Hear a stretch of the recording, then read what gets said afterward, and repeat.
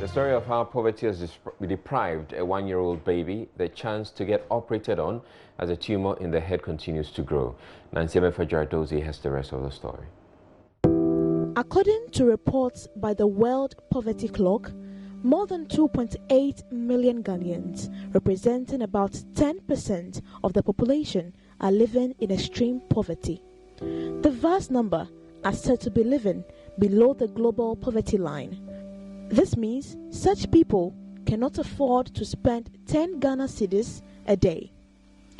That is the reality of life for 25-year-old Ruth Akagbo, who lives at Ewutu Breku in the central region.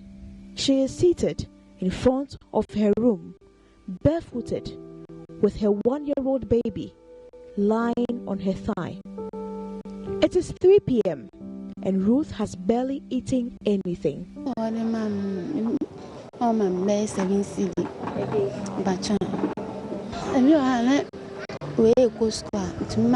He gives me 7 Ghana cedis. The school takes 5 Ghana cedis for feeding my son. The remaining 2 cedis, I buy Milo and bread. The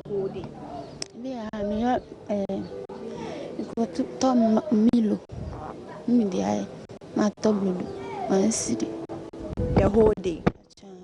Her husband, Francis, is a truck pusher and earns very little after a day's toil at the market. It is almost as if poverty is written on every crack in the walls of this house.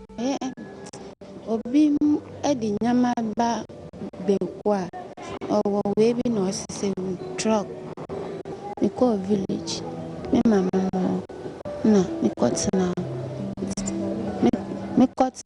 He's a porter and makes some money. He earns very little, so my mom sometimes takes care of me.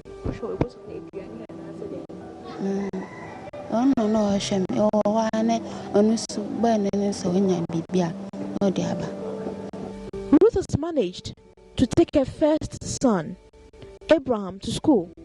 During my interview with Ruth, little Abraham got home from school very hungry. All he could get was a mixture of garri and water without sugar. What do you want to eat? I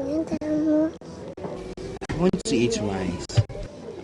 What is even disturbing is that Ruth's one-year-old son has a growth in his head which looks like the size of a tennis ball.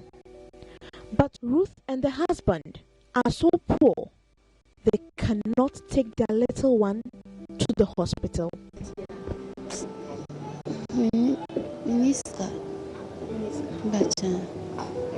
I don't have any money to take him to the hospital.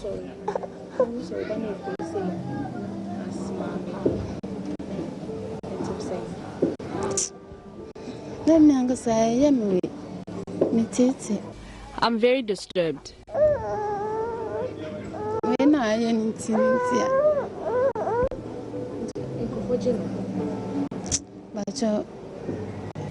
Nobody wants to handle him. They say it's a curse.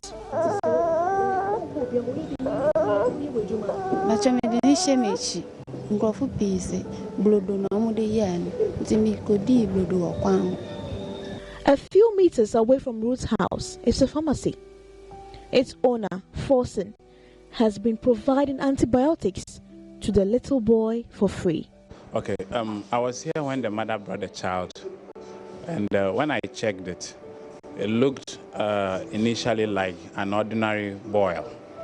So I recommended a medication they can use to take care of the swelling, but they couldn't afford it. So the mother said she was going and she'll be back later to come and buy the medication. About a day or two later, I decided to check on them because I didn't have any record of them coming back to buy the medication. So I went to their house, and when I checked, truthfully, they've not bought the medication. And when I checked, I realized that it was an issue of money. So I said, okay, let me give them the medicine for free and see what will happen.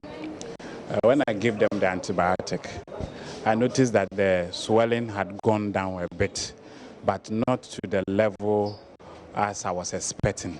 So I said, no, this could not be an ordinary swelling. So I started questioning her more about how this issue came about. Then I noticed that in addition to not having money for the medication, there was also even difficulty in providing feeding for this child and other children she has.